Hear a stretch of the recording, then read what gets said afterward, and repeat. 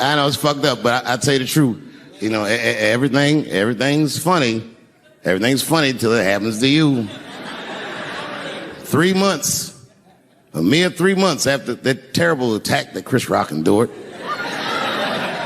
I was on stage at the Hollywood Bowl, and a lunatic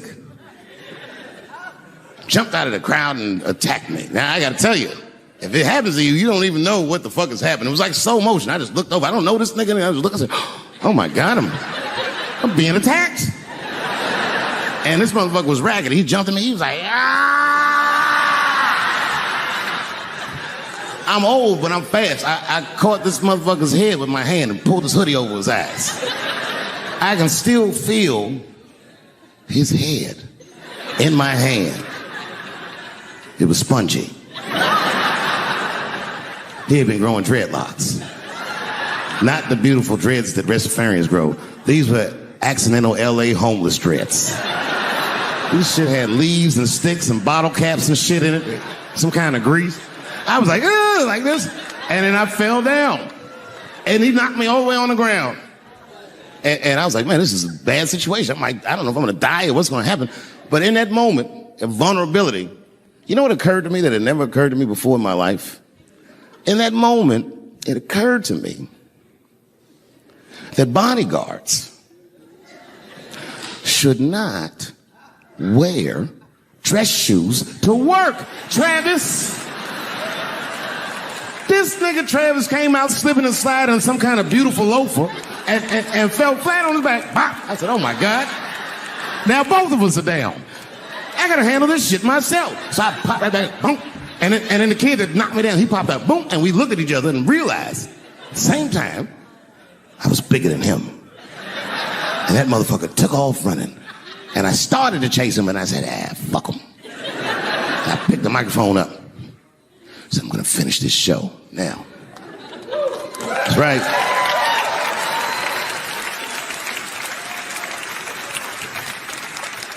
For 3 months before that, I'd been making fun of Chris Rock. And people would ask me all the time. They'd say, Dave, what would you do if you were Chris Rock and Will Smith slapped you in the face? And to this day, the answer is the same. Well, I don't know what I would have done. I've never been in a situation that extreme. But I do know now what Will Smith would not have done. And that is enjoy the rest of his evening. Man, listen. We gave that kid a good while. We was whooping his ass. Not we. I mean, I was on stage trying to think of a joke to tell, but they was beating this nigga up right behind me. Everybody could see it. Everybody could see it. And I'm sitting up there trying to think of what to say. And I'm tongue-tied. Me, of all people, can't think of anything to say. Look at my karma. Just that moment. Of all the people in the world, Chris Rock walks from backstage, walks up to me in front of 20,000 people, grabs the mic out of my hands and looks at the crowd and goes, was that Will Smith? Man, motherfuckers fell out of their chairs laughing. I was standing there looking stupid. I was fucking furious because I'm thinking in my mind, nigga, this is my attack. You got attacked 3 months ago. Now you have jokes. So I snatched the mic back from Chris and tried to get one off, but my shit did not go good at all. I didn't know what to say. I was just like, it was a trans man. And the crowd was like, boo. It's LA, we like trans people, boo. I know, I felt so bad. I felt so bad. But I know why I did it. You'd have to be there to understand, but man, when that guy tackled me, it was like it's like a movie or something. You gotta picture this. Picture a famous person you like. Every famous person you could imagine was at that show. It was like the biggest night that Hollywood had ever seen. And when that guy tackled me, he cleared the bleachers. I had to watch the tape afterwards to know this happened, but as soon as he tackled me, Jamie Foxx was the first motherfucker that jumped out of the crowd. He was wearing a white cowboy hat like he knew this shit was gonna happen to him. Never seen this nigga in a cowboy hat before. And Jamie started chasing that motherfucker around like any given Sunday. And that kid was fast as shit, was juking and shaking, and he broke Jamie's ankles, and he just kept running. And then Jon Stewart from The Daily Show ran from backstage and jumped at this motherfucker like Super Jew. He was like, ah! And the kid seen Jon coming, so he jumped back, and Jon went flying that way, and this kid was fast. And then he turned around, he sees the emergency exit, he starts running for the emergency exit. Just before he got to the door, motherfucking Puff Daddy from Bad Boy Records jumped in front of the door. That nigga was like,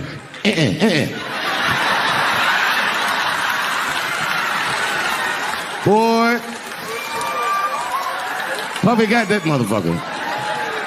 And then every celebrity just ran out, because every celebrity saw themselves in me, and they just started beating the fuck out of that kid. And I know Chris was backstage looking like, nobody helped me.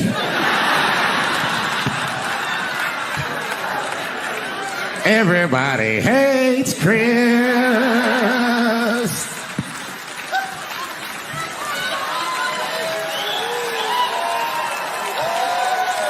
Thank you. Thank you. I like not knowing what's going to happen. I like making memories. Sometimes I do all this crazy around my colleagues just so that they can tell their friends I did it. But rather than talk about myself, just briefly, I want to just talk about my genre. Stand-up comedy is an incredibly American genre. I don't think any other country could produce this many comedians. And unbeknownst to many people in this audience, I don't think there's opinion that it exists in this country that is not represented in a comedy club by somebody. Each and every one of you has a champion in the room. We watch you guys fight, but when we're together, we talk it out. I know comics that are very racist, and I watch them on stage, and everyone's laughing, and I'm like, that mother means that.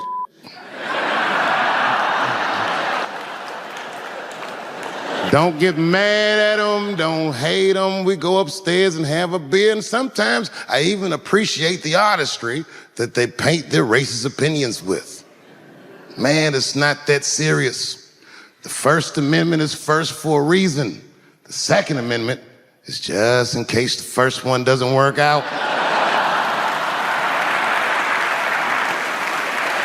We gotta let some air out of the ball, man. The country's getting a little tight. It doesn't feel like it's ever felt in my lifetime. So tonight, I am honored that my colleagues are here in comedy and in music.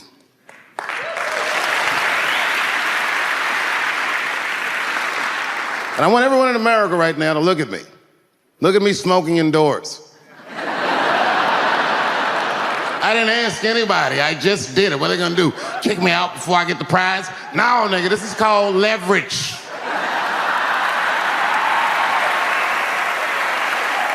The thing that I liked best about tonight was that I saw so many people from different parts of my life, like friends that I grew up with here in DC, friends of mine from Ohio then and now, friends of mine from comedy clubs, all the musicians that blew my mind. You guys have no idea how you inspired me. I want to give a special shout out to my OG, Tony Woods. Miles Davis has a quote. It's one of my favorite. Miles Davis said so much cool shit, but one of the things he said I always loved, he said, it took me years to learn how to play like myself. You know, he would watch other musicians, then he would try to play like Dizzy or Bird, all the guys who were great. Tony Woods was my Dizzy and Bird if I was a Miles. I was trying to play like you. You were the first person I ever saw do it absolutely right. You were fearless, and you told the truth. There's something so true about this genre, when done correctly, that I will fight anybody that gets a true practitioner of this art form's way, because I know you're wrong. This is the truth, and you are obstructing it. I'm not talking about the content, I'm talking about the art form. Do you understand? Do we have an agreement? And what I really wanted to say tonight, and I'm glad I get the platform to do it, I'm gay. I am gay, and I can't wait to see what this does for my career, being gay like this. So many special shout-outs. One of the main architects of the comeback of the century, my brother and my mentor, the mighty Stan Lathan. I never dreamed that I would be able to work with someone as great as you. These last 5 specials, straight fire. I wouldn't want to do another special with anybody else but you. So eat your mother vegetables and live as long as you can, because we doing a few more of these bitches. Neil Brennan, your speech made me cry because it reminded me of all those hard days of work and all that money I never got for it. The other real special shout out I gotta make, because none of this would have been possible on any level without this person, is my mother. Mom. My mother. Mom. You have no idea what I put this woman through.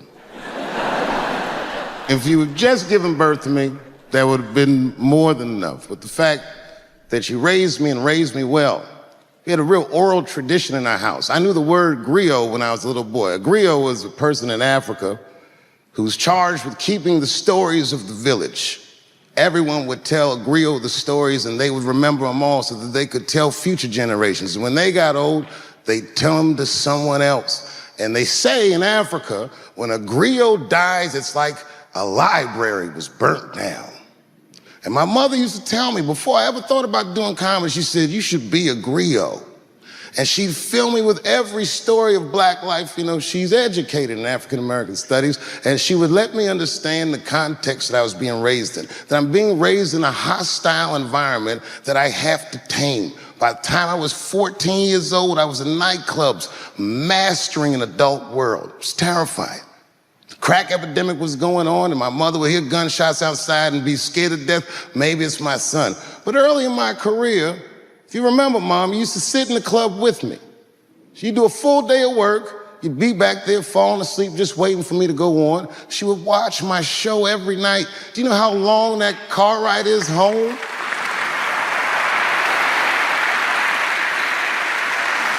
How many of you have ever heard your mother say, jokes were a little too much tonight, son?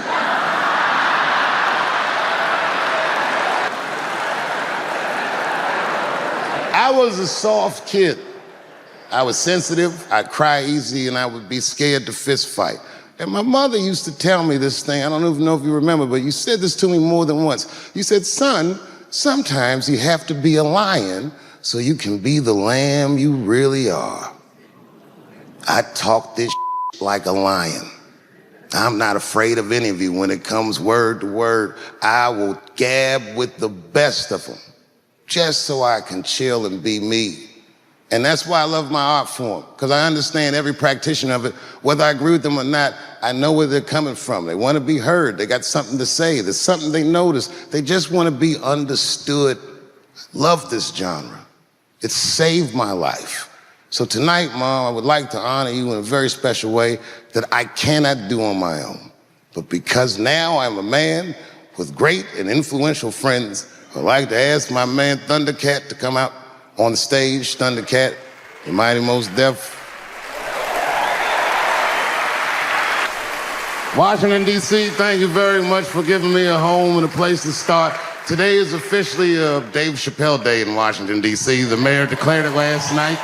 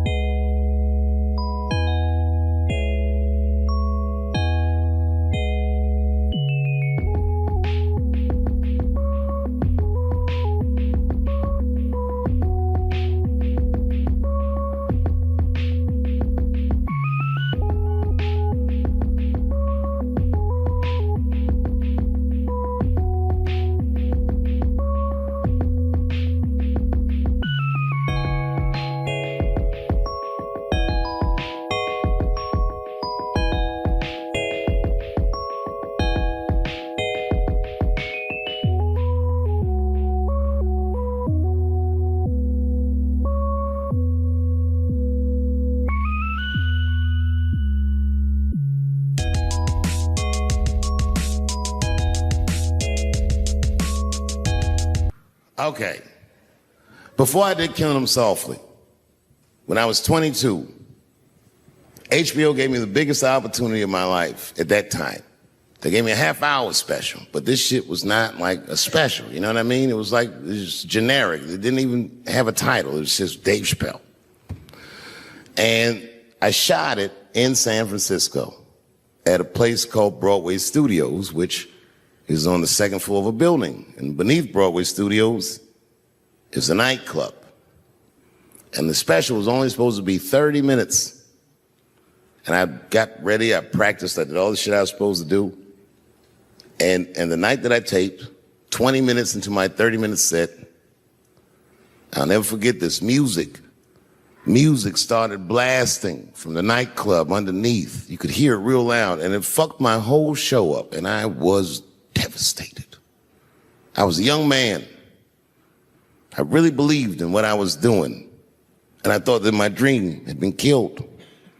So when I got off stage, I ran down the steps to the alley behind Broadway Studios and where the control trucks are parked, and I kicked that motherfucking door open, and I started yelling at all the producers. I was nobody in show business, just a guy that believed in us. I said, man, you fucked everything up. That fucking music, what the fuck were you thinking? And there was a guy who was a big-time producer, I ain't saying no names, and he stood up, and he said, hey, kid, sit the fuck down. He said, we didn't ruin anything. He said, we made a deal with that nightclub to not play music, and they didn't honor the deal. And I said, who didn't honor the deal? And he pointed to a guy. I'll never forget it. It was an old white man sitting in the Ford Taurus by himself. And he said, that guy right there. And I didn't waste no time or ask no questions. I went to that Ford Taurus and I beat on that window and I said, open the door, motherfucker, I want to talk to you. And that old man looked at me for 1 second and wisely drove the fuck off. And left me in the alley cussing at anybody who would listen. And 2 minutes later, literally 120 seconds later, couldn't have been any more than that, the doors of the kitchen in the alley of that nightclub underneath Broadway Studios flung open. And that old man was standing there, that same old man with reinforcements. He had 2 big goons with him, and he looked at me, and he was calm as a cucumber. He said, you, come here. I want to talk to you. I didn't know anything about the streets at this age.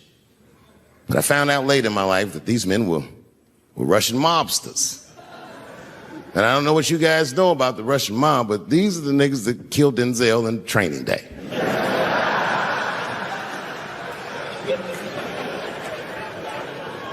And all the producers knew what I was up against. They said, Dave, do not go in there. And I said, fuck y'all. And I walked right into that kitchen, and they closed the doors behind me, and it got dark as fuck in there. And I knew, I'm not dumb, I knew I was in a bad situation. But you have to understand, I believed in what I was doing, and I didn't give a fuck. Just kept cussing at these motherfuckers, telling them how they ruined my life. And that old man couldn't believe that I was talking all of this shit.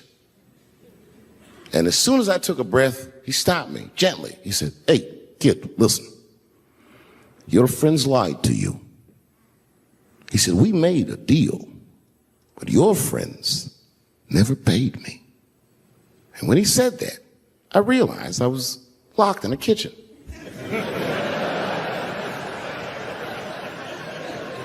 I realized he was telling the truth, which would make me wrong.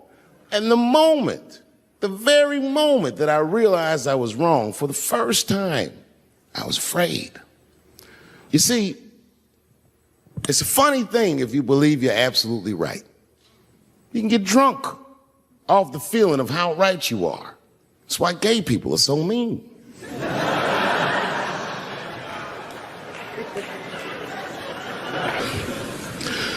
I started doing stand-up comedy when I was 14. I'll never forget the first time I was on stage. The guy that introduced me was a guy named J.T. Newton. I'm 47. I can close my eyes and remember the introduction like it was yesterday. It went like this. Ladies and gentlemen, this next young man coming to the stage is starting his comedy career tonight. Who knows? We may be witnessing the birth of a star. Please welcome David Chappell.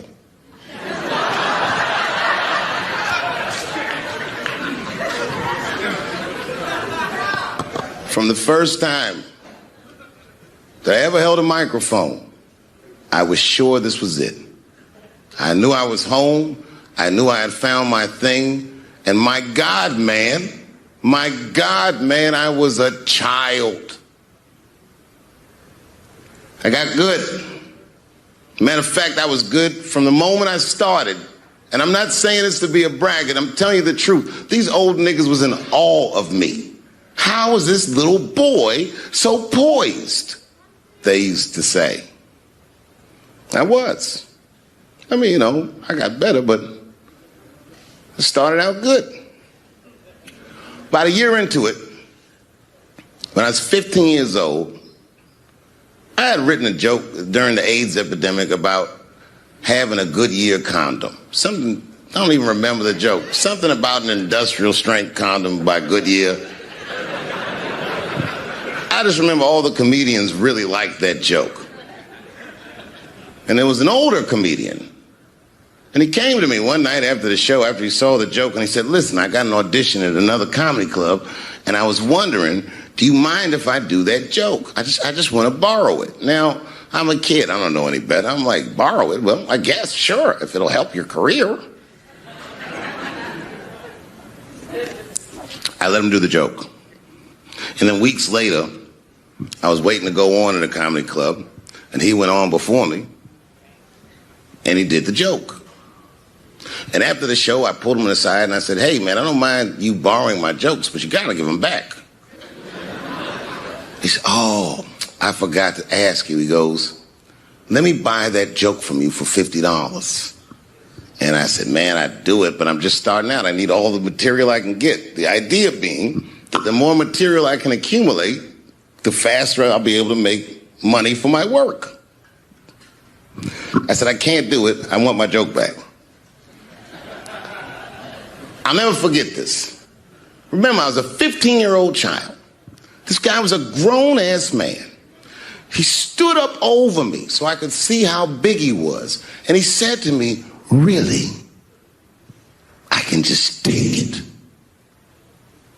And he did. I got scared because I was a child.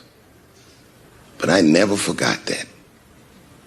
I never forgot that. I was 15 years old. I'm 47 now. I think about this guy all the time. When I look at my own kids and I see how young and innocent they are, I can't believe someone did that to me. And I don't think about it every day because that was the worst thing that happened to me. I think about it every day because that was the first time that someone ever did that to me. But in my career, it has happened many, many times since, where someone would intimidate me or scare me and take something that I believe was mine. I'll tell you another story. Now I'm 18 years old. I'm living in New York City, and I just finished my first road tour, which was a very difficult tour. I'll spare you the details. Now I'm back in New York, but my rent is paid, thank God. And I have $60 to my name. And a woman that I had met in Pittsburgh, a bad Dominican bitch,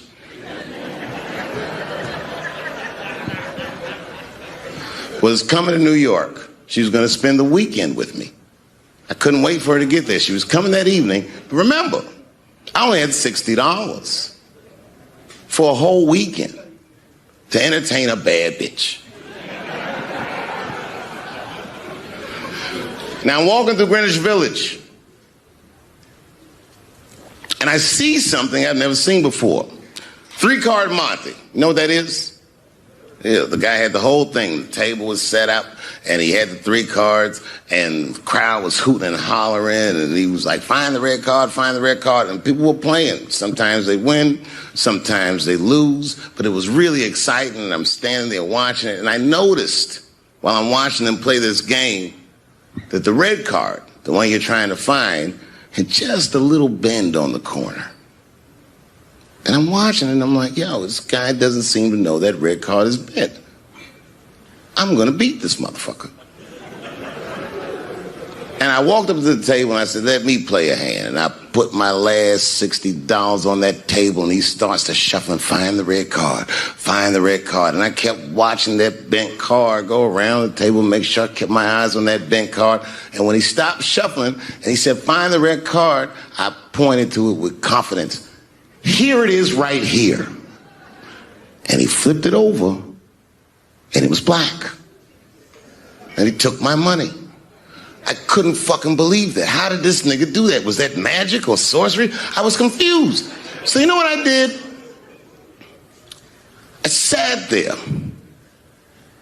and I watched him for a real long time play the game. And I realized that all those people who was doing all that hooting and hollering and betting, my God, they were his friends. They were in on the whole thing. I felt so wronged. I felt so stupid. And then the next sucker came up to the table and was about to put his money down. And I said, fuck that, man. Don't put your money there. All these niggas is in on it. It's a trick. And when I said that, the guy that was dealing, and this motherfucker was huge, snatched me up by my collar. Feel how strong he was when he grabbed me. I was a skinny little guy. And he was going to maul me. And the only reason he didn't, I'm sure, is because he saw the fear in my face. And that fear, he looked at me. I saw his eyes go from hard to soft. He softened. Then he looked at me like the way a father would look at a child. And he said to me, young man, don't ever come between a man and his meal. I never forgot that either. Most niggas would have to run the streets for years to learn a lesson that profound. It took me 2 seconds. Never get between somebody and their paper. Taking a man's livelihood away from him is akin to killing him.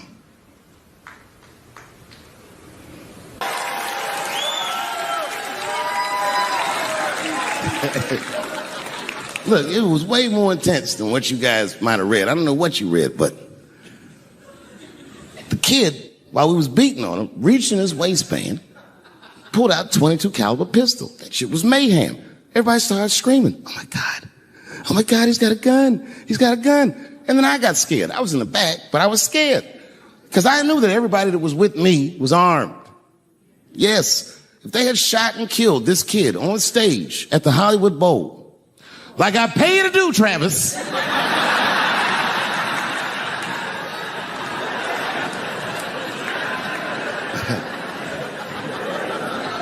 but Travis G'd up. Travis wrestled the gun out of the kid's hand, and then he took it like this and tried to chamber the round, and he couldn't. So he pulled the trigger, and it wasn't a gun. A knife blade popped out of the front. I guess this kid was going to stab me. Some scary shit. So the next night, even though I didn't have a show, I said, I got to get right back on stage. And I went and did a show. And someone in the audience screamed out, Dave, what happened with the attack? And I didn't know there was journalists in the room. All I said was that this nigga had a knife that identified as a gun. I got 6 more weeks of bad press for that joke. I didn't even do nothing to this nigga. That's not right. That was not right. And then the New York Post went to the jail and interviewed my attacker like he was some kind of hero. And I read that interview. It turns out the entire attack was my fault. Yes, I triggered him. I didn't mean to. I had done jokes about the homeless. And it turns out this young man was homeless. And I mean, there's no way I could have known this. But I will say, for a homeless guy, this nigga had incredible seats.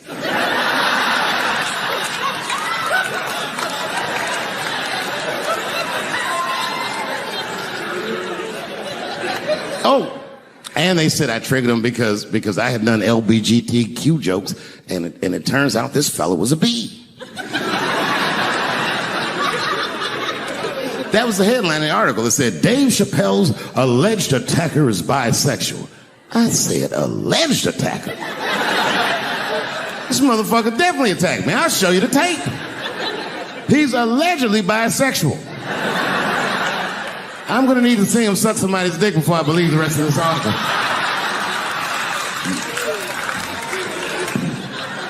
I read that shit in the paper. I was horrified. I was like, oh, bisexual? I could have been.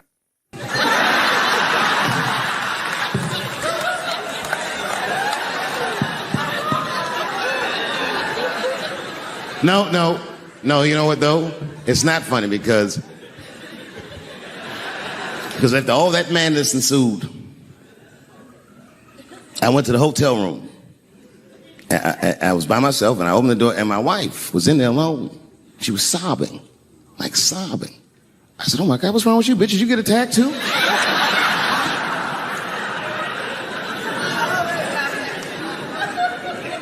And she's crying. She said, oh my God, David. She said, if you had died tonight, me and the kids would have nothing.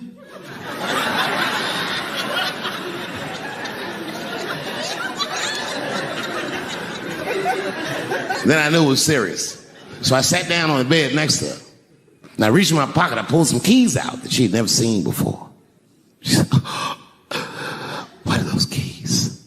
And I gently placed them in her hands.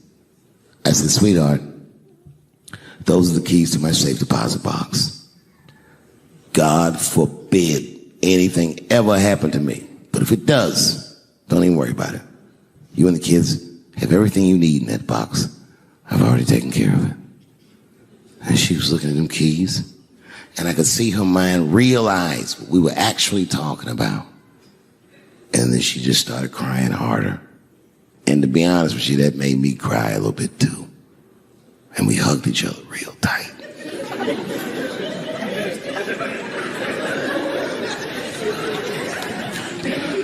Do you know this bitch looked in the box while I'm alive and well? Who does that? Oh my God. And then she was mad at me. She said, God damn it, David, I opened that box. I said, you did? She said, yes, I did. And there was nothing in there.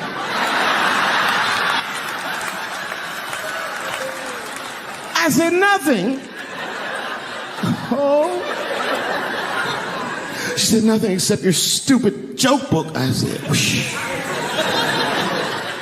I said, well, sweetie, look. If you tell those jokes exactly how they're written, you and the kids should be fine. They're really good jokes.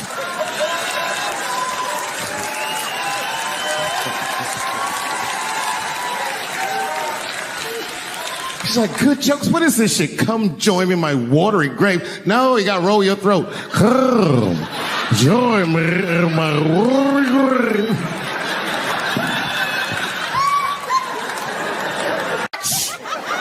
Holy shit, it's like seeing a crack pipe in your Uber driver's passenger seat. What's wrong with this guy? Yo, he is lunching, nigga. I watched Donald Trump in a press conference, and this all the media gathered, and this nigga literally asked the media to their face to stop finding shit out. I was like, yo, this is bugging. And then, I'm not even making this up, his lips started sweating. His lips. Have you ever seen lip sweat? What was this nigga's lips? It's like if you're on a plane, right? You ever been on a plane? I get scared to fly. I do it all the time. I be scared on there. And sometimes the plane will hit turbulence. And then I get nervous. But I always look at the flight attendant, and she looks calm, and it makes me feel calm. But if that bitch's lips were sweating,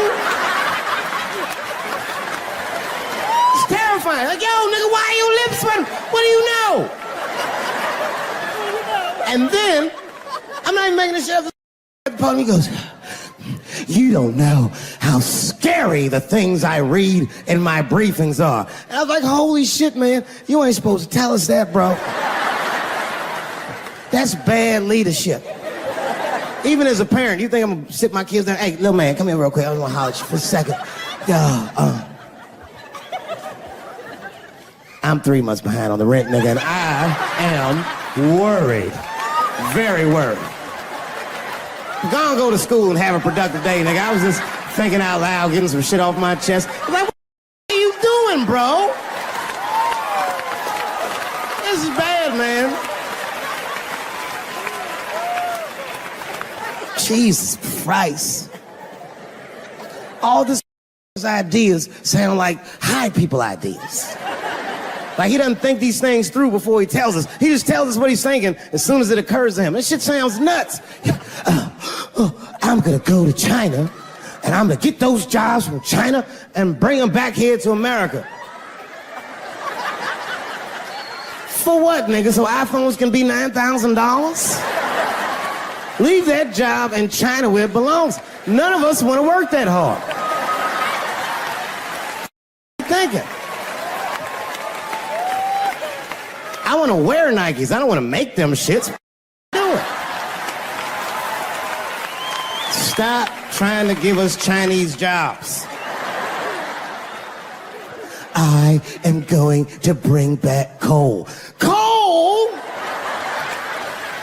I'm not even exaggerating. I have never in my life even seen a lump of coal. I honestly don't even know what coal is for. If you're gonna have us digging around in the dirt looking for shit, find me some truffles, nigga. That's what I'm about. And these truffle prices are getting out of control. If it gets any worse, I'm gonna be back down to regular butter like everybody else. Terrible, terrible job. North Korea with rap battle threats. Fire and fury, like, yo! Yo, what are you doing?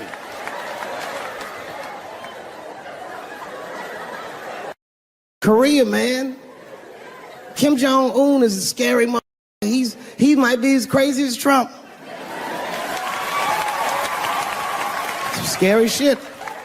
And if you one of them naive that thinks that a war with Korea is going to be easy, then you don't play Call of Duty at 3 a.m. like I do. 'Cause that's when the Koreans play. The old Korean kid took out my whole goddamn platoon last night.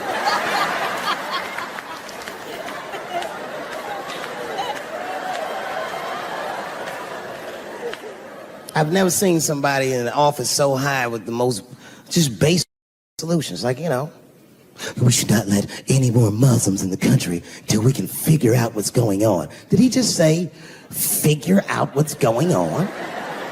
Who doesn't know how to do basic math? Let's count it out, okay? There's been 17 mass shootings in the United States. 4 of them were done by Muslims. None of those 4 Muslims were from any of the 7 countries in your stupid ass original band.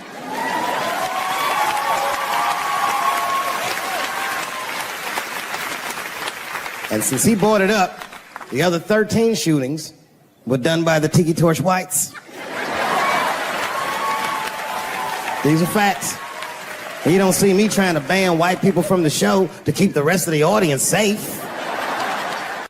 Terrible idea because it's mean and it's racist. And most importantly, it would be catastrophic to my bottom line.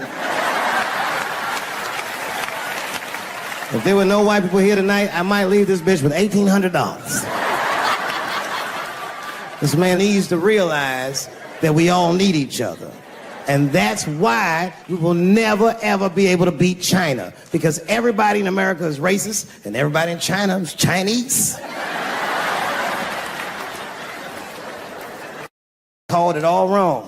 And don't believe the media either, because as all this shit is happening, the media is trying to make us believe that the extremities amongst us are the norms. We can disagree, that's fine.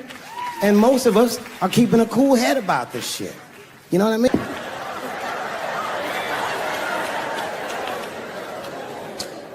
Sometimes I think that the media is hard on Trump, because I'll see shit that they get on him about that doesn't seem bad to me. And they got on Trump about not staying in the White House enough. This motherfucker was rich. Used to shit in a gold toilet. It's true. I don't know if you've ever been to the White House. It looks like a very nice place to work, but I wouldn't want to live in that Scooby-Doo ass house either. That shit's terrifying looking. Imagine you trying to jerk off in the crib and Abraham Lincoln's just looking at you like...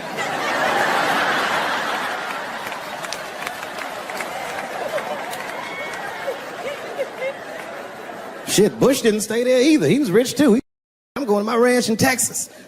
Obama moving to the White House like, this is a nice place. Look at this rug.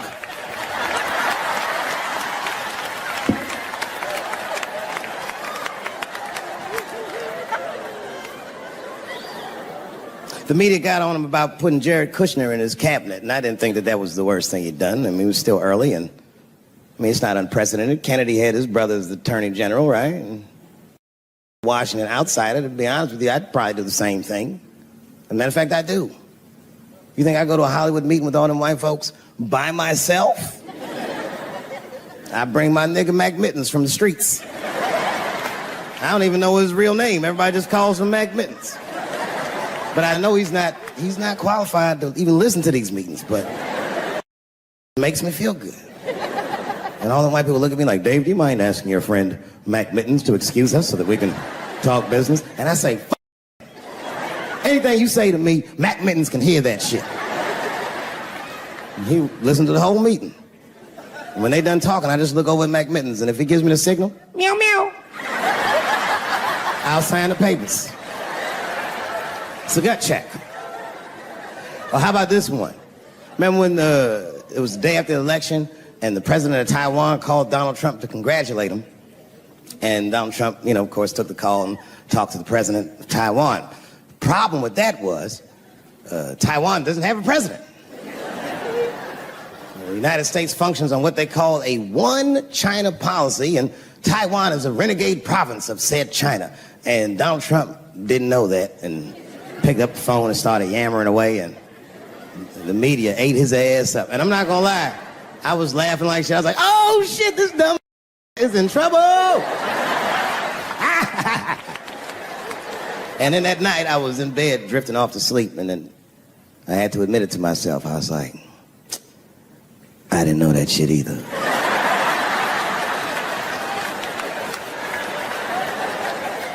And then I realized the media got the story wrong. The story wasn't that Donald Trump took the call. The biggest story is that nobody told Donald Trump not to take the call. That's terrifying. God damn, nigga, you don't have a Mac Mittens on your team? It wasn't like they were calling the White House. They were calling the switchboard at Trump Towers, and they were getting through. Anybody. Mr. President, there's a Ricky Ticky Tabby on the phone for you? Yes, put him through. Hello, Ricky Ticky. Good to talk to you. Mr. President, there's a John Jacob Jingleheimer Smith on the phone. Oh, his name is my name, too. Put him through. Hello, John Jacob. Let's talk business. You know what I said? That's all I said. First of all, I'll tell you right now what I said. And I will tell you that this was not a joke. It's a true story. And I just happened to tell it. All right, what happened was I went to a gallery party, all right? I don't know who in here has ever been rich before, but these are very nice parties. Wine and cheese and ball of conversation. And there was a few eccentric types, one of which was a very wealthy man that happened to be wearing a dress. I don't know what you call him, man. This is a tranny or drag queen, perhaps. Whatever it was definitely a man. And this man was definitely on drugs. I don't know what kind of drugs he's on, but I knew he had too much. He didn't look good. It's like this. He's like, he looked sick. And all his friends were standing around him, concerned, trying to revive him. I don't know whether it looked like some kind of gay CPR. There was fanning and shit.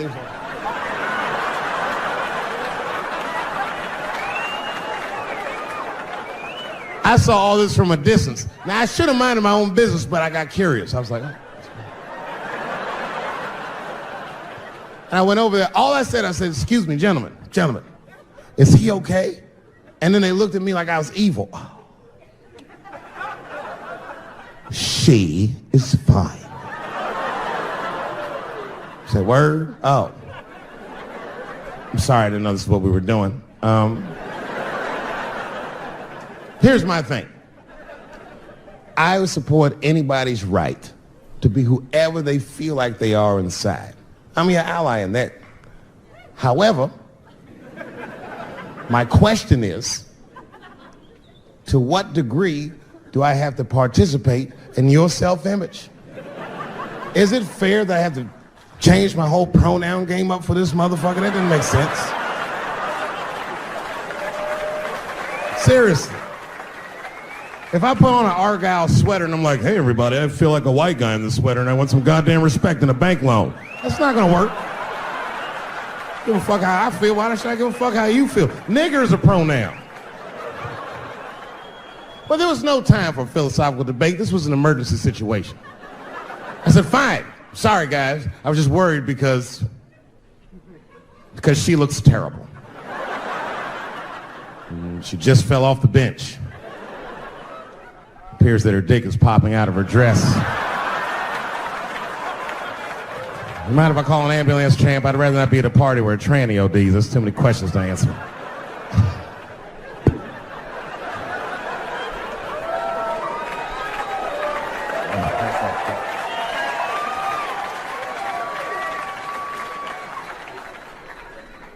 Okay, I've been through this before. I had a friend from high school. Now, in high school, this guy was a thug, right? He was a fucking dope boy. He did it all. He's a wild dude. People used to be very scared of him. And then after high school, word on the street was he'd come out the closet. I personally didn't believe it. I bring him up because last year, he calls me out of the blue like, yo, what's up, man? I got your number from so-and-so, and I heard you're going to be in New York doing a show. Could I get some tickets? I was like, fuck yeah, get some tickets, man. How you been? He said, well, we'll catch up at the show, man, but yo, I appreciate it. I'll see you soon. I said, all right, man, take care. And I was about to hang up, and I couldn't resist. I was just like, hey, nigga, I heard you was gay. What's going on with that?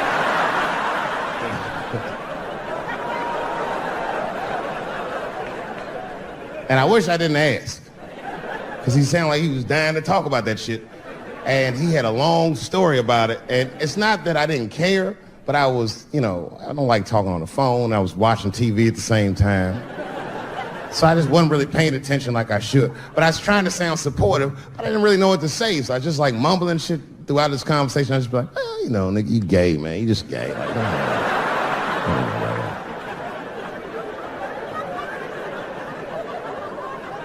this went on for a while, and then finally I had to say something like definitive to get him off the phone. And I was like, hey, man, you know what? Don't let people get you down, all right?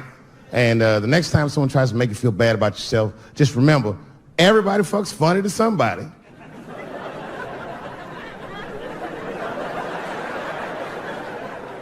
He didn't like that shit. He's like, what the fuck does that mean? I said, huh? He said, you saying I fuck funny, motherfucker? I said, no, that's not what I'm saying. I'm saying everybody's different. He said, you ain't say different, nigga. You say it funny. What's so fucking funny about the way I fuck? And I said, hey, man, I fuck feet. He said, what? Oh, this is not a joke, ladies and gentlemen. I get women to squeeze their feet together like this, and I fuck them right in that little space in their feet. But you can't build a community behind that shit. There's no flag for us. That shit made him laugh. And the next day, after the show, I saw him backstage. He was like, yo, what's up, man? I'm like, oh, shit, what's going on? And he had his buddy with him. He goes, Dave, I want you to meet Manuel. Manuel's my fiance. We're in New York getting married because it's legal here. I said, well, congratulations, fellas. And Manuel was like, gracias. And he went to go get some drinks. And then my buddy looked at me, he was like, so Dave, what do you think? And I started mumbling again. You gay, nigga, you just gay. He said, yeah, I'm a little nervous about getting married, man. It's a big step. I said, yeah, it is. It's a big step. He said, well, you've been married for a while. You got any advice for us? No, I'm married to a woman. Sorry about that. And he corrected me. He said, no, you married the person that you love. So it's essentially the same. I said, man, the problem with that statement is that it makes the assumption that I love her. But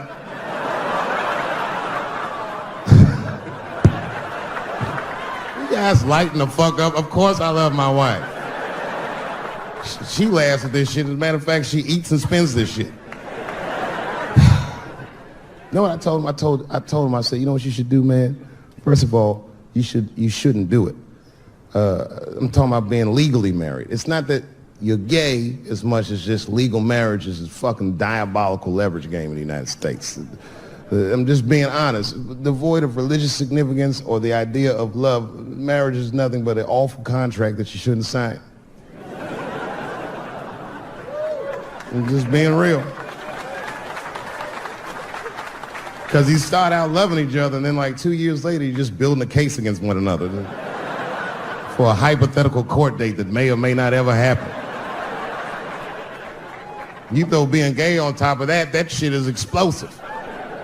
Like I said, Ray Rice shit. Okay, right after Ray Rice went through all that shit, I was at a party and I met this kid, Michael Sams. You know Michael Sams? Very nice guy. He's the first openly gay NFL player. And Mike's a very nice guy, very brave guy. But when I met him, I couldn't help but thinking, now what's gonna happen when Michael Sams beats his wife up in the elevator? Is that domestic violence or is that just two niggas working shit out in the elevator? You know what I mean?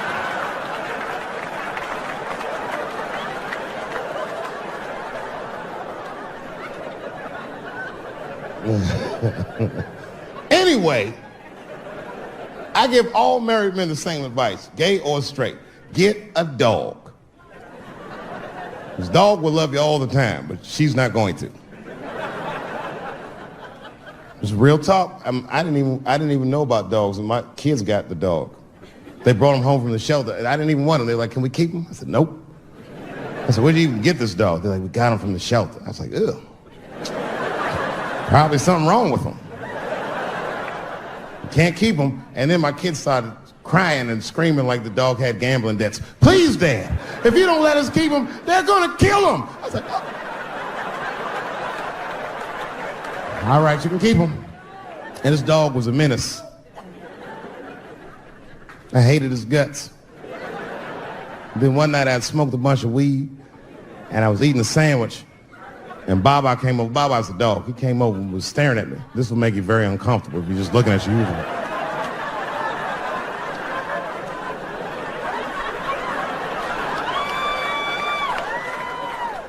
I had to give him a piece of my sandwich so he'd go away. And that's how we became friends.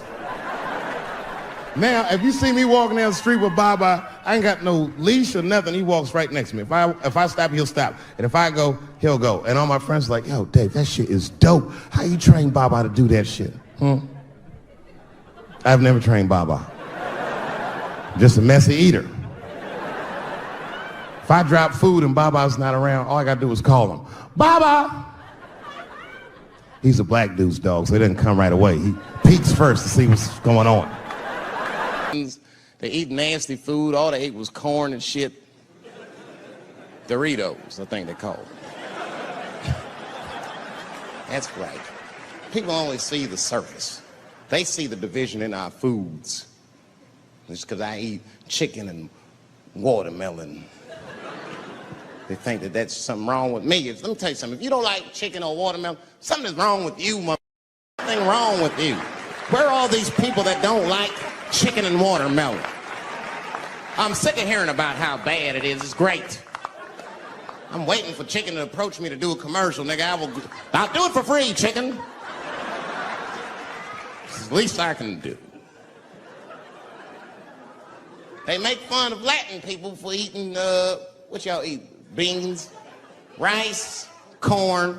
Listen, that's not a reason to hate, all right? It's funny, but it's not a reason to hate. The only reason these things are even an issue is because nobody knows what white people eat. You've been very good at keeping that shit a secret amongst yourselves. I study white people. You don't know that. I'm writing a paper on you. Not even for school, nigga, just to do it, just to get, I'm doing independent research. I'm spending my money, that's why I'm working so hard. I follow you around grocery stores, they freak out. I just try to peek in the cart, they always say, get away from my cart, nigga, what are you looking at? Chicken and giblets are over there. You must be lost. These are vegetables.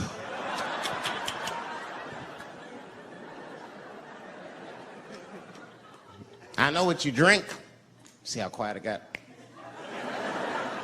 Grape juice. Surprise, my didn't know I knew about grape juice, did you?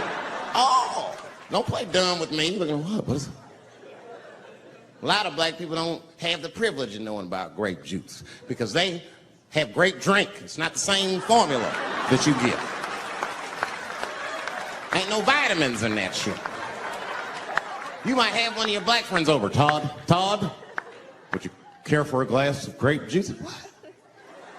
Nigga, what is juice? I want some grape drink, baby. It's purple. I don't think I know what a grape drink is. What? I have some apple juice if you want. What is juice? I want some apple drink. Scream.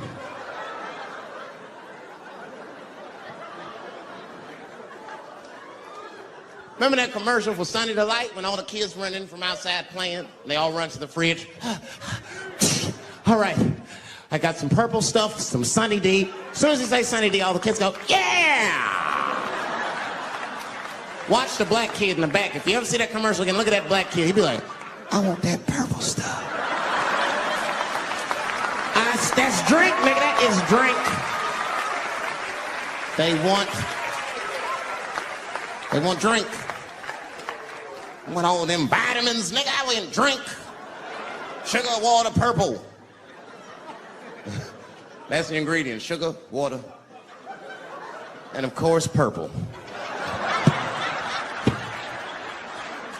It's two. I got a lot of things to talk about tonight. First of all, I've stopped smoking weed. With black people, you didn't let me finish. God damn. I'm sorry, black people, to break the news so publicly, but I can't smoke with you anymore. Every time I smoke weed with my black friends, all you talk about is your trials and tribulations. I'm sick of that shit. I got my own problems. That's a waste of weed. I'm smoking weed to run away from my problems, not take on yours. From now on, I smoke weed exclusively with white people. Calm down. You win by default. You got good weed conversation. All white people talk about when they get high is other times that they got high. I can listen to that shit all night. Dude, remember at Frank's last week? Smashed, man. And catalogs everything they drink. 2 shots of Jaeger, tequila, 4 bong hits, man, beer, cheeseburger. That shit is great. Only bad part is you cannot pass out around white people. Every time white dudes pass out around each other, they always do some borderline gay shit when the guy's asleep. Frank fell asleep, so he like stuck a carrot in his ass and put shaving cream on his balls. Like, why, motherfucker, do that to a friend of yours? He trusted you enough to sleep around you, gonna put a carrot in his ass? Is that nice? I tell you right now, if I put a carrot in a black dude's ass, a nigga will kill you when he wakes up for some shit like that. That is an automatic death sentence on the street. It's a rap for you. I'm gonna kill that. I thought y'all was friends, baby. What happened? I fell asleep at his house, right? We was drinking, and I fell asleep at his house, and while I was sleeping, right? I'm just gonna kill that, all right? That's all you need to know.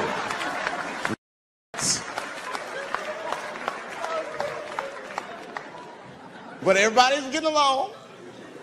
I see that shit. I see it all around. Blacks and whites don't fight so much. You know who don't have no beef with anybody is Asian people. I see how y'all be doing. Y'all just lay in the cut.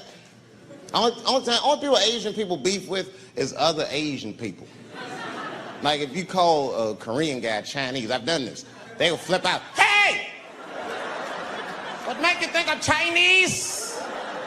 I am Korean. I look Chinese. Yes, I do look Chinese. That's why I said it. It's an accident. Nigga, to the untrained eye, you all look Chinese to me.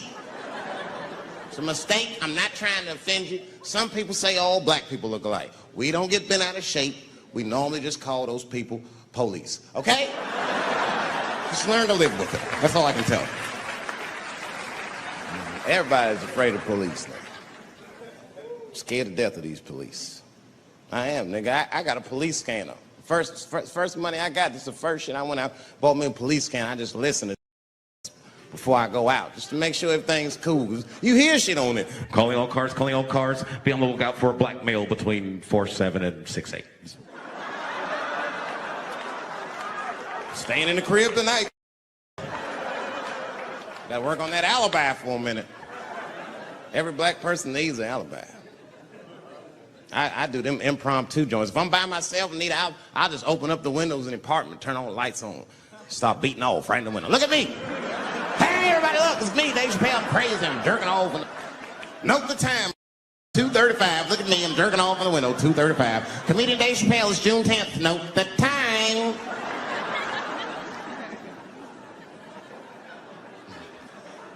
That shit could save my life. Officer David Chappelle couldn't have done that. I saw him in his window masturbating from 2:35 to 2:37. I'm certain of it. He was standing on a clock and holding a calendar and today's paper. The alibis. I can't be no celebrity. This shit is just the worst. I'm seeing it. I see why stars are crazy now. I went to Disney World with my kids, which is a big deal for me. I don't get to see my kids so much. I do Chappelle show 20 hours a day, sleep for like half an hour, raise my kids for 10, 20 minutes, and I go back to work. Now, this particular day, I got to hook up with the kids. We went to Disney World. Everybody at the park. Hey, Rick James, bitch. Hey, I'm Rick James, bitch. It's like, hey, man, hey. You mind not calling me a bitch in front of my kids? Time out. We take a day off. Even Mickey Mouse did it. I said, this is the most unprofessional shit I have ever seen in my life. Rick James, bitch. Oh, I was fed up. I caught that with the uppercut. Bop! Knocked his head clean off. Everybody was screaming. Oh my God, oh my God. Mickey Mouse is Mexican.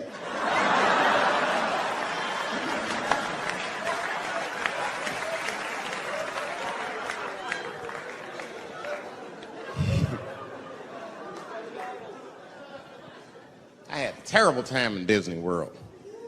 Disney World is like a whole nother country anyway. They got their own currency. That shit is ridiculous. As soon as I check in the hotels, welcome to Disney World, Mr. Chappelle. Can we interest you in some Disney dollars? Nah, man, I'm cool. You can't buy weed and pussy with Disney dollars. Like, I'm on vacation. I like them greenbacks. You know what I'm saying? It's the kind of money people spend. People is very particular about that. I saw that. That was one of the main stories from the war. Was the first big thing we did was they said, now that Iraq has been liberated, we have managed to take Saddam Hussein's face off of the money.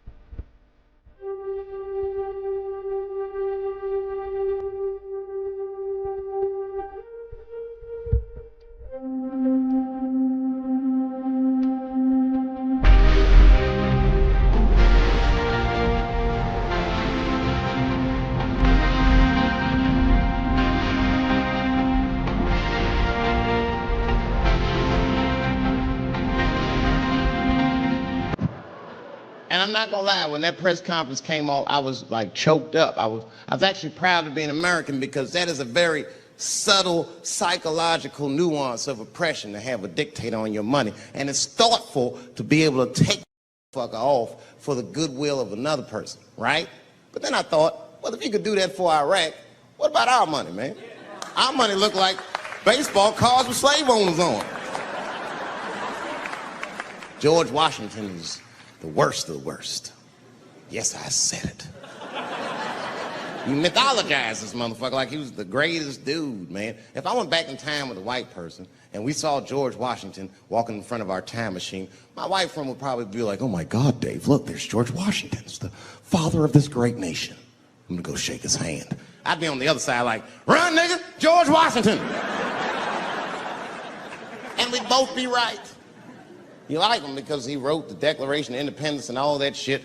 We hold these truths to be self-evident. All men are created equal. Go get me a sandwich, nigger, or I'll kill you. Liberty, justice for all. Am I wrong? Am I wrong? Wait a minute, did he not own slaves? Didn't he own slaves? That's all I'm saying. I almost protested the war in the beginning. Almost. Until I saw what happened to them Dixie chicks. I said, that. If they'll do that to 3 white women, they will tear my black ass to pieces. I don't want to hear that shit.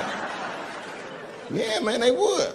But I'm like, for real, why you care so much what the Dixie chicks say? It's not like they political scientists or nothing. They just bitches that can sing good. You know what I mean?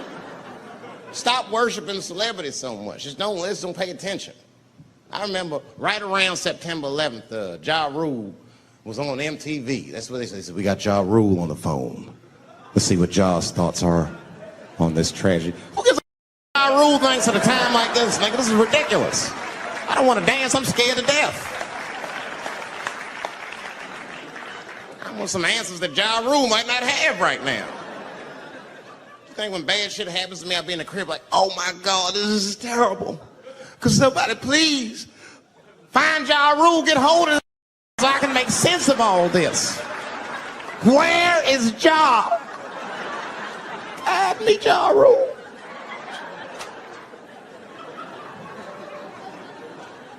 I don't even know why people listen to me.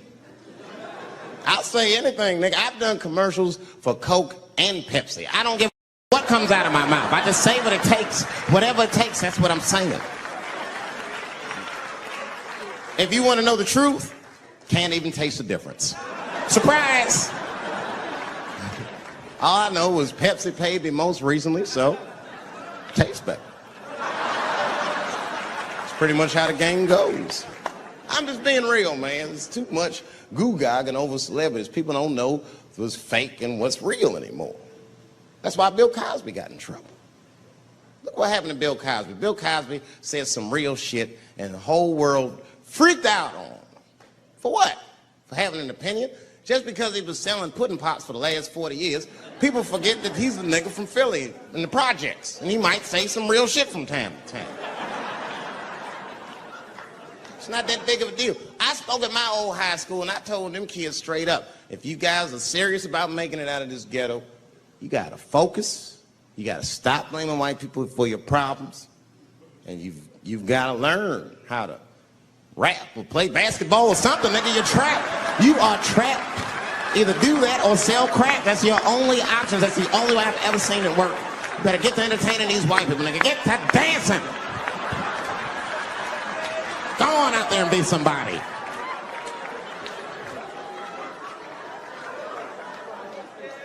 I just hope they listened.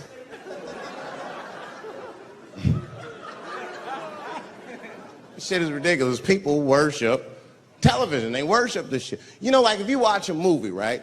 Say you're watching a movie and one character says to another character, say, hey, what's your number, man? What's the other character always say? 555, 5555. You know why we got to do that? Because stupid ass people go to the movies and then go home and try to call the characters that they just saw. Hello, is Indiana Jones here? No, fake. It's not his number. And to be honest, this is the worst time in history to be a black celebrity. They locking all our stars up. It's hot right now for black celebrities. I knew it was bad when Kobe got in trouble. I said, this is a wrap for us. He's one of the most wholesome dudes we had. Lock him up and everything. And Kobe kept it together. Thank God he held his game together, because if he was cracking under pressure and getting like 6 points a game, the whole LA would have been like, that nigger is guilty.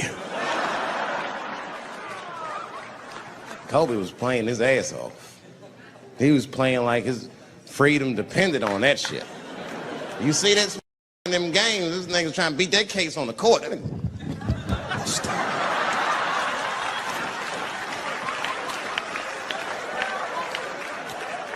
Like the judge threw him the ball, like, play for your freedom.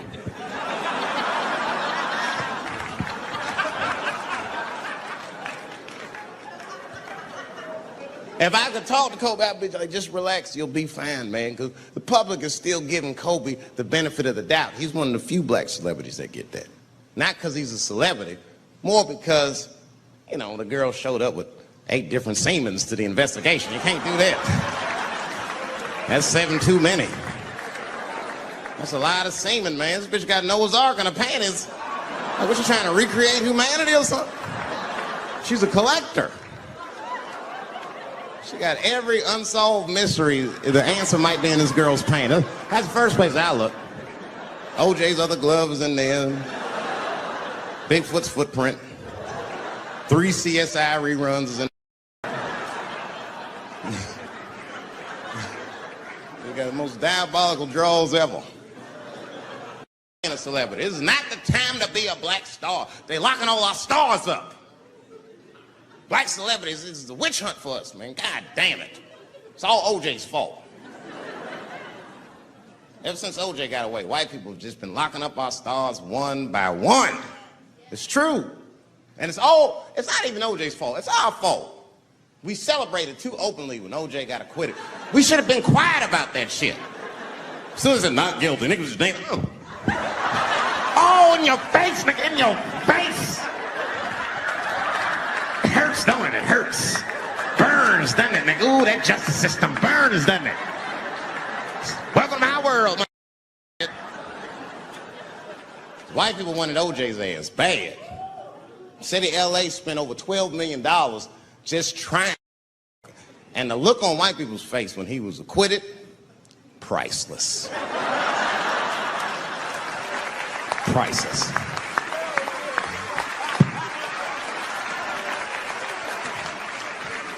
And that's why I don't trip off of being a celebrity. I don't like it. I don't trust it. There's 1 minute they all love you, and the next thing you know, you're in front of that courthouse dancing on top of a car just trying to figure out the thing.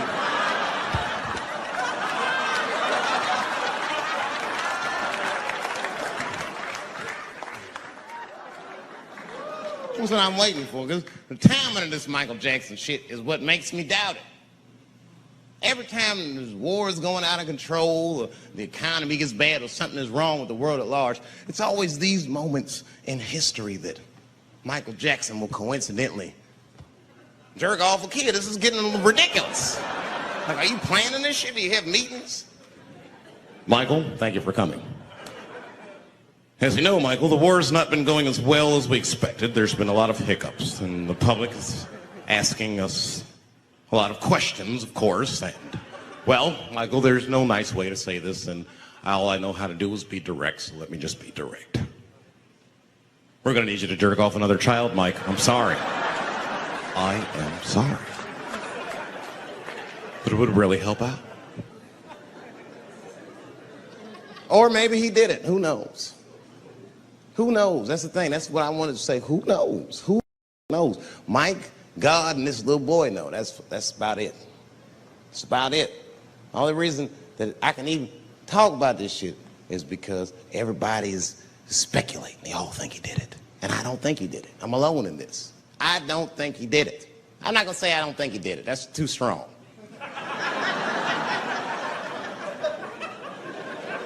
Let me just say I am reserving judgment until all the facts come out. But so far from what I heard, I mean, the kid said he was dying of cancer. He was in Make-A-Wish Foundation. He claims he had 2 weeks to live, and it was his dying wish to meet Michael Jackson. Come on, man, give me a fucking break. This kid is 10 years old. He don't remember Thriller. The fuck you want to meet Michael Jackson for, honestly? I remember Thriller, and I just, like, kind of want to meet this nigga. Like, I wouldn't break an appointment to meet him. I'll put it that way. I'd have to already be free. That's ridiculous. It's like if I'm dying in 2 weeks and go, oh, mama, get me in a room with Chubby Checker. I wouldn't want to meet my last 2 weeks. Why not Usher or somebody like this? So then the kid claims he goes to Michael's house. This is where it all gets crazy. I don't, like, you know, he does everything you'd expect at Michael's house. They climbed trees and rode roller coasters and Ferris wheels. The chef made cookies, pies, and cakes. They was petting the monkey and the giraffe, sang songs, kid shit. And in the middle of all this childlike activity, for some reason, Mike pulled out some wine and some pills and sucked this kid's dick. Folks, it hurts me to say it. And the kid had the nerve to call that abuse. The motherfucker is a good host. God damn, what else do you want? What else do you want? I'm lucky to get a glass of grape drink at my friend's house. Let alone a roller coaster ride and my dick sucked. Mike must be confused, like I brought you in my house, I fed you, I sucked your dick, and this is how you repay me? This was your wish, not mine.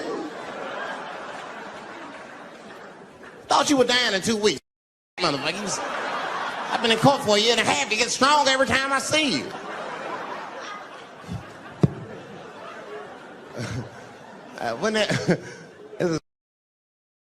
Wouldn't it be some ironic shit if they found out through this case that the cure for cancer was Michael Jackson sucking your dick somehow? Like if Mike had powers like Green Mile and all the kids like, please, Mike, suck our dicks. Never again. He didn't appreciate it. Can we at least study your saliva? Please, Mike.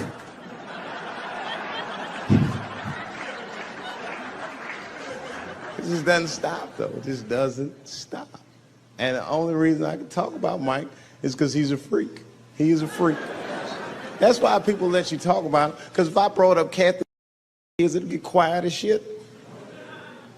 But about a year ago, there was a mixed martial arts match, professional fight, unprecedented, never happened before.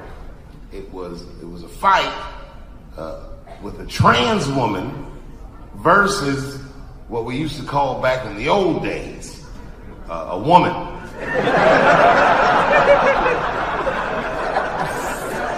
It's a pretty shocking fight.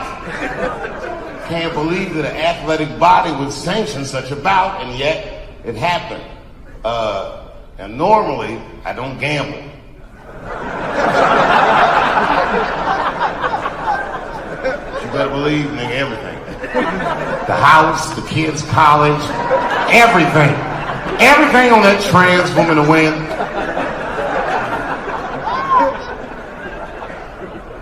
Well, I'm still rich, aren't I? That trans woman beat the brakes off that regular bitch. Broke bones in her face, everything. From the first bell, I was at the TV screaming, "Stop the fight!" Beat the shit out of her. And the next day, this transphobic ass media starts blaming the trans woman for winning the fight, breaking bones in that regular bitch's face.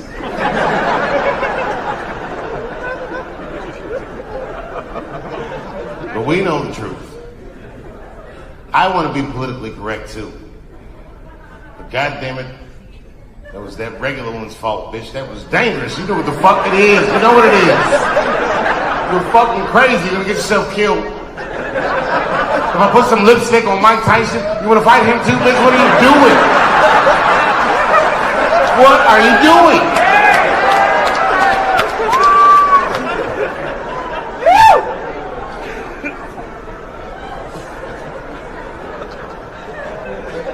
2 weeks later, I can't make this up.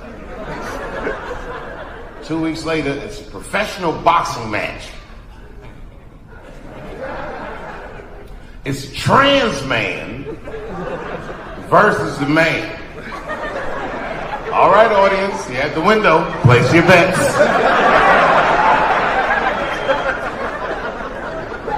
This one was harder. I had to look at pictures first. When I saw them pictures, I was all in. Everything on this trans man. My wife said, "Don't do it, David." I said, "Shut up, bitch, I know. Sure enough, the trans man prevailed. That motherfucker knocked that regular man out inside of the first round. And the guy that he knocked out was Mexican. You know how they are. That motherfucker can never go home. Ever.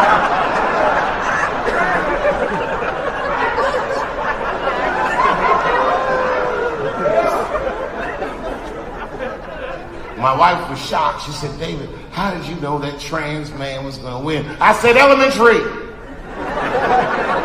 Now look at this picture. Common denominator is testosterone. Whoever has the most testosterone will always win. And I saw that picture, that trans man. That motherfucker had a full beard. This nigga looked like Mos Def.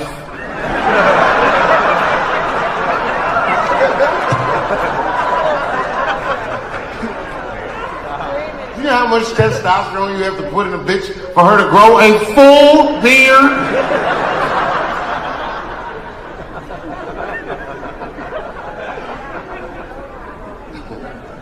A trans man, that can fool you, fellas.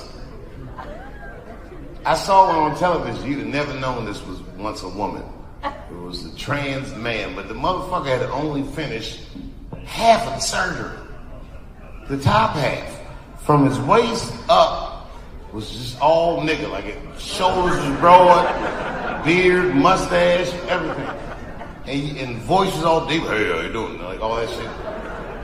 But when that nigga stood up from the desk, he was like, "Yo, my man." Them some beautiful hips, nigga. Where you get that from?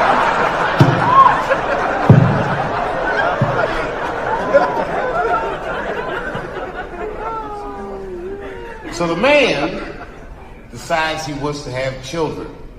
Now his wife is a regular woman.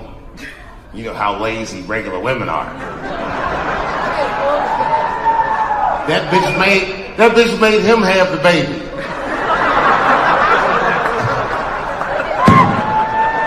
He was working and he had the baby. He was like, "Well, when I first found out I was pregnant,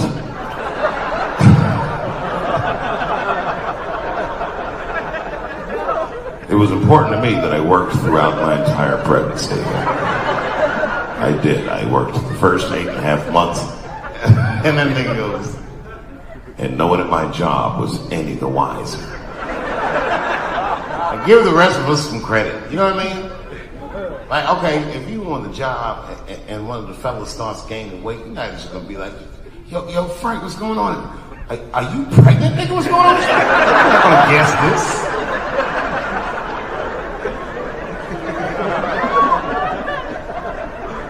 But apparently, somebody found out. And whoever found out told a bunch of people, and then the niggas started getting like death threats. Like at one point, he brings Diane Sawyer into his study. He's like, "I want you to hear something." And he presses play on his answering machine. It's fucked up, man. It's like one just terrible message after another. Real mean shit. Like, "I hope you die," and "I hope your baby dies." Really, really fucked up. It made me feel bad. Not just that the messages were so bad, but I was upset that this nigga still has an answering machine. I mean, what the fuck? Who is this guy? How is your phone so far in the past and your body's all the way in the future? They're like, who are you?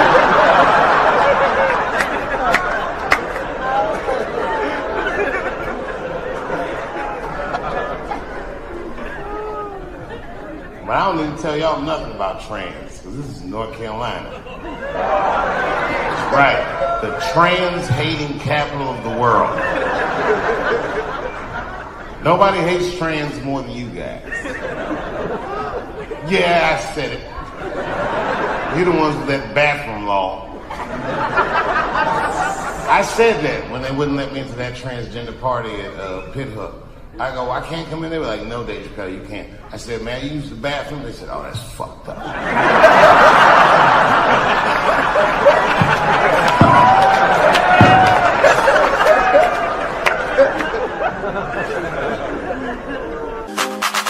Wanna get up, don't fall for me. Don't put your trust in me. Don't even lie for me.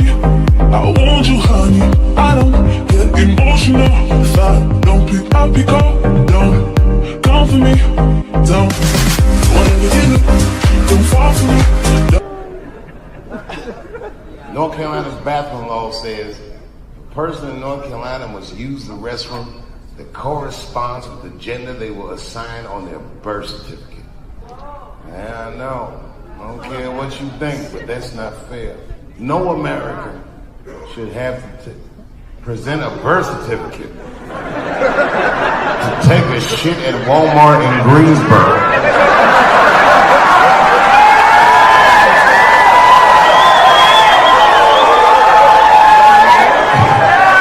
That's like fucking crazy. And a thinking person has to ask themselves, who is a law like this designed to protect? Imagine it was me. Let's say they're protecting me, transphobic Dave Chappelle. And there I am at Walmart in Greensboro doing some shopping. I should tell you, if this ever happens in real life, just know that my dreams didn't work out.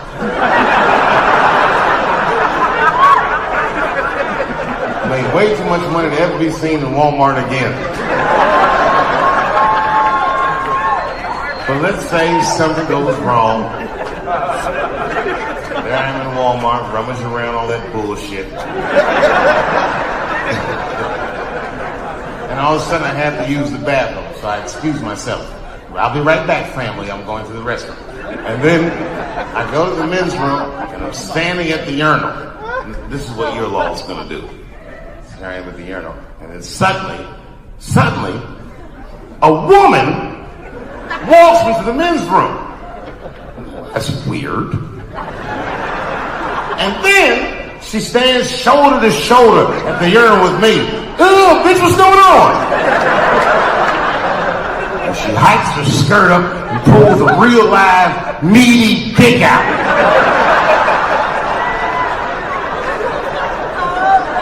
What do you think I'm going to say?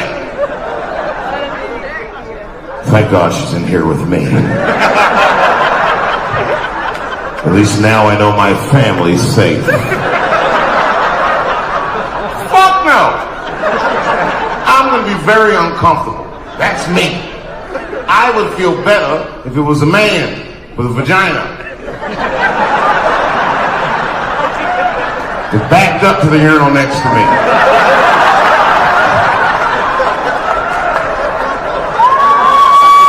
It's weird, but my mind would just be like, that's funny. The second time I met O.J. Simpson,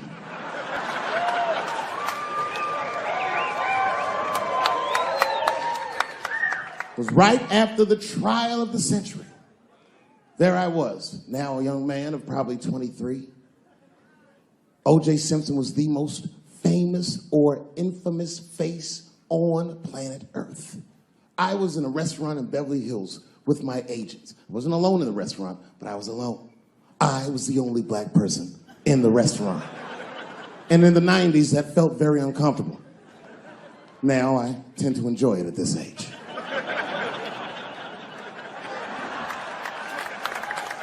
I was having dinner with my agents, celebrating a deal that they told me was lucrative, but I later learned fucking sucked. And suddenly, a group of women walked by. Every race was in that group. Black, white, Asian, Latina, white. white, and white again. They were all gorgeous. I watched them walk by. Then I saw a familiar face. Al Collins, the man from the infamous Bronco check, towards the door. Couldn't believe what I saw. And then, close behind him, was O.J. Simpson, newly released from jail. The restaurant fell still.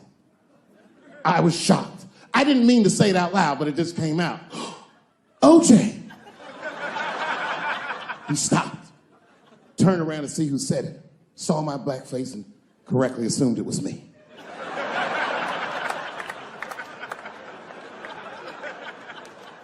I was sitting in the corner of the booth. He leaned over all the white people I was having dinner with and shook my hand. How are you, young man? He looked in my eyes, and I could see in his eyes that he didn't remember meeting me the first time.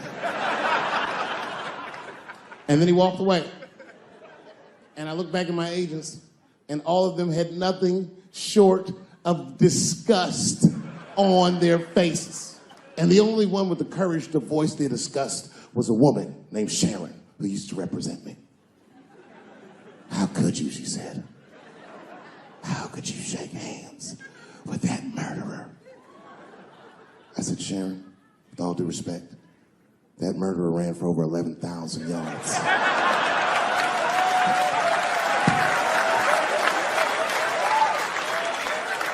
And he didn't fit.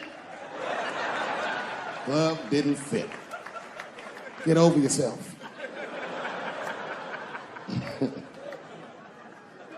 Some people can't do that. Some people just can't get over themselves. Gay people have a hard time doing that recently. Here we go. Here comes the deep water. No, recently I've noticed that. I noticed that with that Manny Pacquiao controversy. Yeah, no, it was now in the gay community's defense, Manny Pacquiao said some outlandish shit about gay people. Very, very not nice things that I won't repeat, but there was biblical verses and some analogies to animals. Wasn't a good look. Nike took his shoes immediately, which I thought was a little harsh. A little harsh. You know what I mean? Because he's, just because he's Asian. You know what I mean? Fuck, you gonna take shoes off Asian dude to appease a gay dude. You know what I mean? No? You don't know what I mean. But Asian people kind of know what I mean. No? No Asians in the front? No? No, this is what I mean. Okay, look. Okay, you're an Asian dude. No, I say this with no disrespect. But we're all Americans, right? And we can agree that America has a huge body count all over the world, but nowhere more than Asia.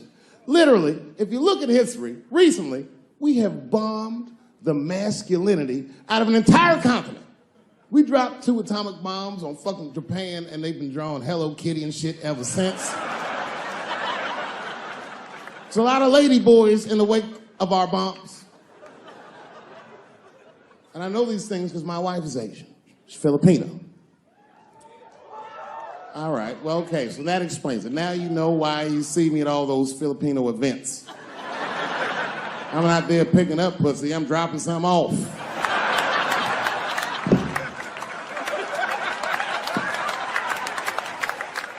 I take my wife to all that shit. I took my wife to see Pacquiao fight Mayweather. We sat ringside, okay? That was a quiet car ride home. That's what that was. But if you know what's popping in the Philippines, you know that they got a whole generation of kids in the Philippines growing up without their mothers. Yes. A lot of women in the Philippines go to the Arabian Peninsula, they come to the United back home, which is still one of the #1 staples in the Philippines economy, money that their expats send back to the Philippines. The men, on the other hand, are left rearing children, twiddling their thumbs, waiting on their wives' checks. These men have been fucking emasculated. And then suddenly, a boxer rises from amongst them and reinstates their manhood with his motherfucking fist. This is not the guy you're supposed to ask, what do you think of homosexuals? He's not your champ. Shit. That's why I don't have a sneaker deal, because if you say something that people don't like, they'll take your fucking shoes off. Road ahead. They've got the longest mental gap to bridge. That's all I'm saying. Because, you know, whenever I see one of them T's on the street, I don't mind them, but I'll be like, man, I miss Bruce. I'm sorry, guys. I'm 42. I remember Bruce Jenner. Before the Kardashians, before all that, this motherfucker was a white American superhero. It was amazing. He was beating Africans at track and field. We'd never seen anything like it. He was on my cereal box growing up. You know how much of that cereal I ate, nigga? I didn't know he was gonna do that.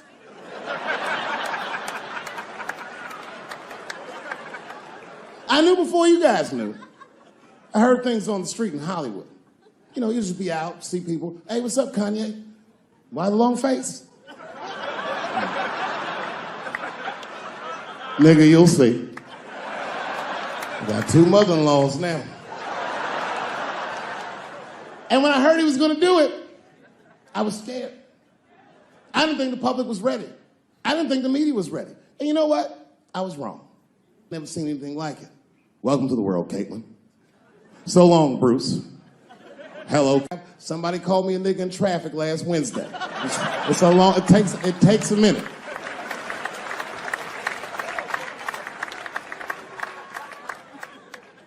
My wife's friend, Stuart, told me that. My wife has a lot of gay friends. Stuart's their leader. She has a lot of gay friends. And I don't like them.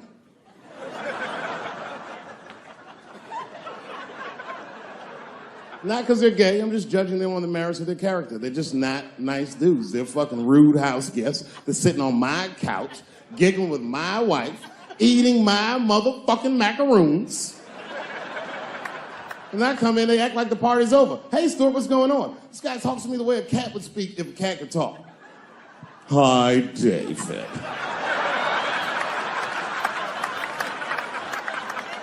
Stuart, what's all the beef, man? What's going on?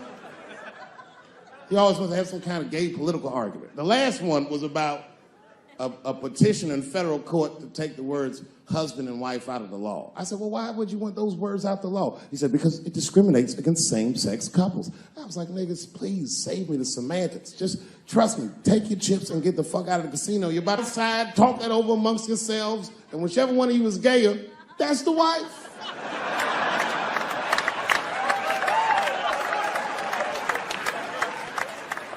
No, Stuart didn't like that. Stuart educates me about this movement, you know what I mean? I didn't even know shit about it. He told me it's called LBGTQ.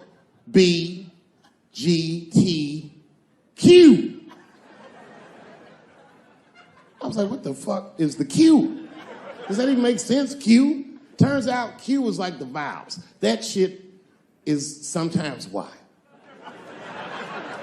It's for gay dudes that don't really know they're gay. You know what I mean? Like prison fags who are like, well, I'm not gay, nigga. I'm just sucking these dicks to pass the time.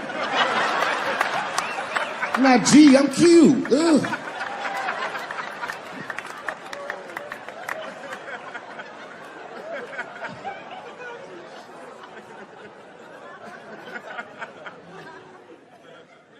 I think, okay, again, of all those letters, the T has the toughest road ahead.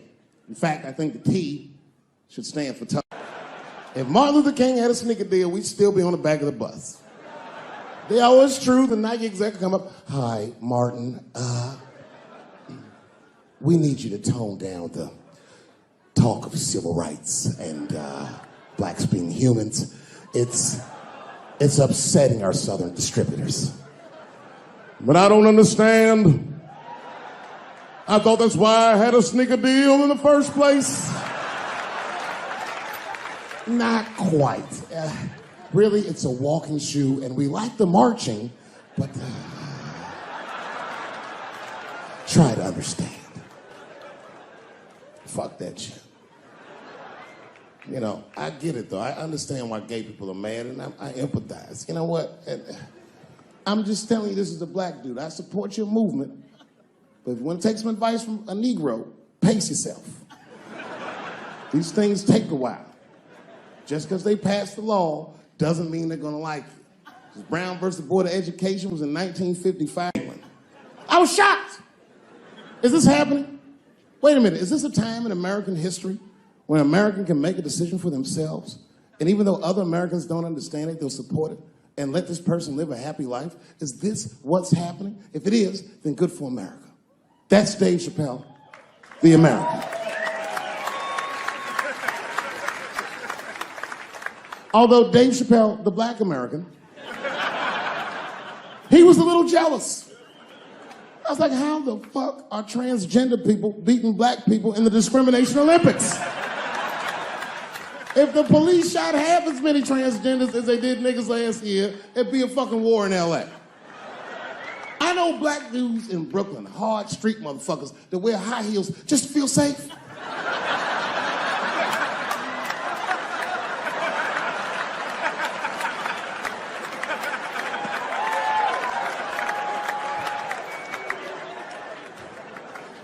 Transgenders are gangsters.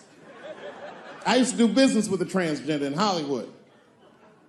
Man, everybody would be scared of her in the boardroom. She'd walk in there, newly minted woman, high heels, purse. Chip.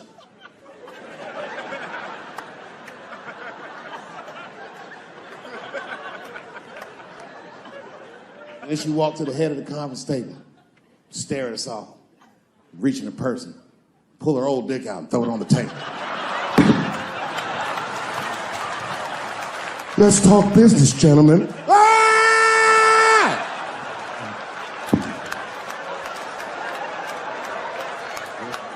Shit is scary as fuck. If your best friend pitched that to you, you'd be horrified. Yo, nigga, let's go to the hospital and cut our dicks off and make pussies out of them shits. What? Can't we just get matching jackets or tattoos or something?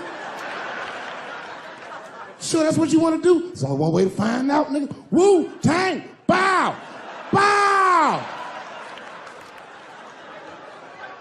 Let's go to the club and trick niggas into fucking us, yeah. A lesbian woman that tried to sell a story about me to TMZ. Thank goodness TMZ could see right through the sham of that story. This woman claimed that I beat her up in a nightclub because she was a lesbian. That is fucking crazy. Bitch, I didn't even know you was a woman.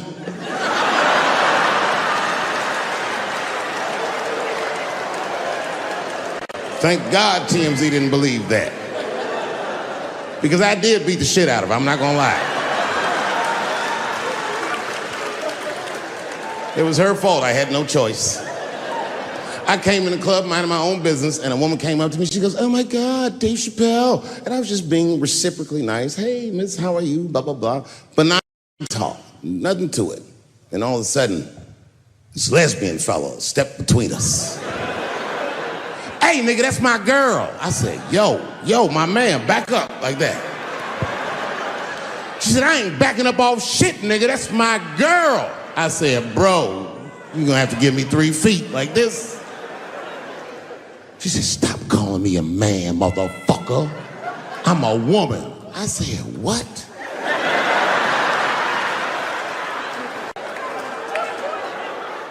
And then I looked deep in this nigga's cheekbones. I said, "Oh my God, you are a woman." It was just too much for me to even wrap my mind around. But I tell you what, I unballed my fist immediately, and I softened my posture so that she would know she's in no danger. I even changed the tone of my voice. I said softly, sweetly, like a pimp might say. "Bitch, I'm about to slap the shit out of you."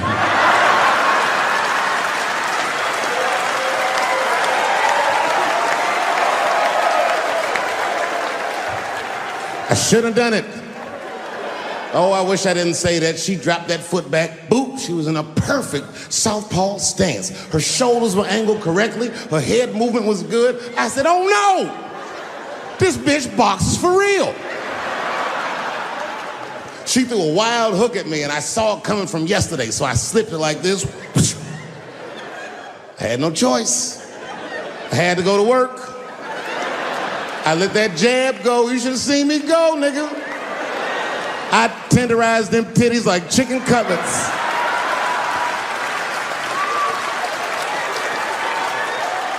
I whooped the toxic masculinity out of that bitch.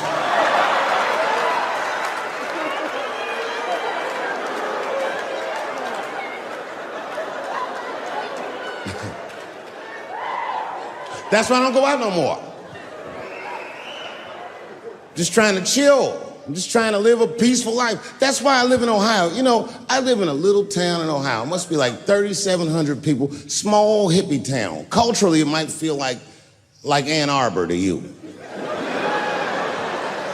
know what I mean? Just a bunch of hippies and shit like that. And niggas always ask me, like, Dave, why you live in that hippie town? And I'd be embarrassed to tell them the truth. But you know why I live there? Because Yellow Springs, Ohio has the most beautiful women in the world.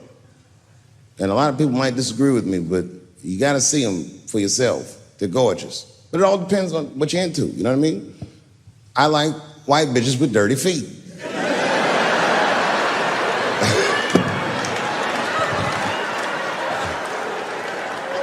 If I had a strip club in Yellow Springs, I would call that shit strippies. All naked hippies all the time.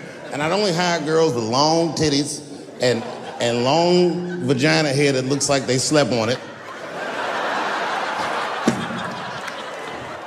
And I would keep a pile of dirt right next to the stage. I come back, bitch, get your feet in that dirt and get up there and give those people what they came to see. Chalk up, bitch.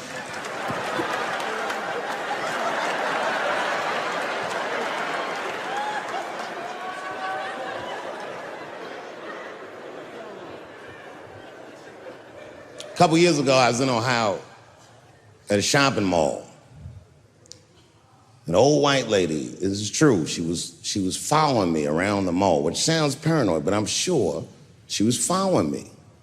Mean lady, too. You ever see a woman with lines on her face that just tell you, like, even if she smiled, it looked like it would hurt the muscles in her face? I knew she was following me because she was at places that had nothing to do with her. I'd be looking around like, what is this old bitch doing in GameStop and Foot Locker and all the places I like to go? Every time I see her, she'd just be looking at me on me. And eventually, I forgot about her. So then after I'm shopping, I go all the way to the back of the parking lot. I'm parked all the way in the back. And as soon as I open my car door, I hear a voice go, David Chappelle. Just like that. I didn't even have to look. I knew it was her. And I looked back, and sure enough, there she was, that face. To be honest with you, she probably wasn't even that old. She's probably around my age. But she was a white woman. This bitch looked terrible.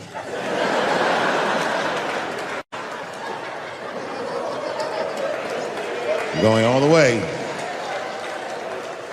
I kept my cool. I was nice. I said, hello, miss. And she didn't say anything back. All she said was, I watch your comedy. I said, uh-oh.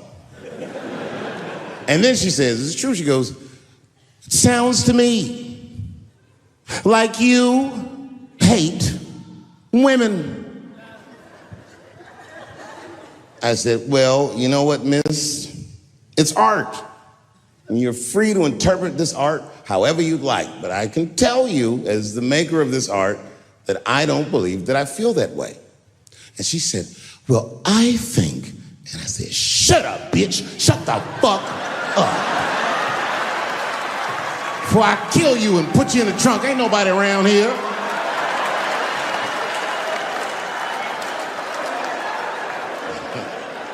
I'm just kidding, I didn't say that. I felt that way, but that's not what I said. I was more clever than that. You know what I said? And this is exactly what I said. I said, miss, before you finish that statement, let me ask you a question. Where'd you see me? Did you buy a ticket to a concert I did? I doubt that. Or maybe you watched one of my specials on Netflix. Or did I follow you to your car and do my act?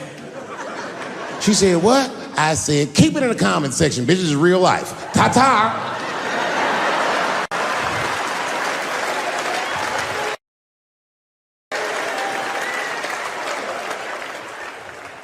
And then I drove off. Now, I gotta tell you, and this is gonna surprise some people here, but not everybody. People say things to me all the time, but what you don't know is it does affect me. I think about it. And that one bothered me a lot. I was driving home, couldn't stop thinking about what this woman said because she's not the first woman that said that to me. It's puzzling. You know what I mean? Like, what could I possibly be saying that would make these bitches think I hate women.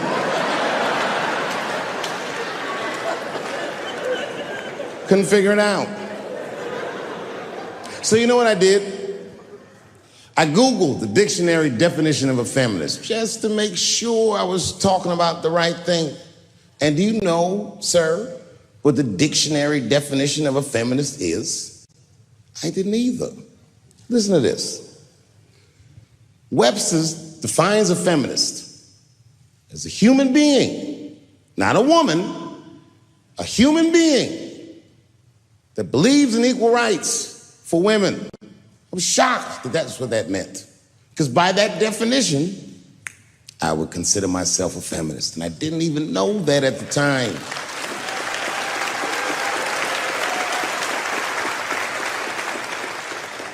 All these years, I thought it meant frumpy dyke.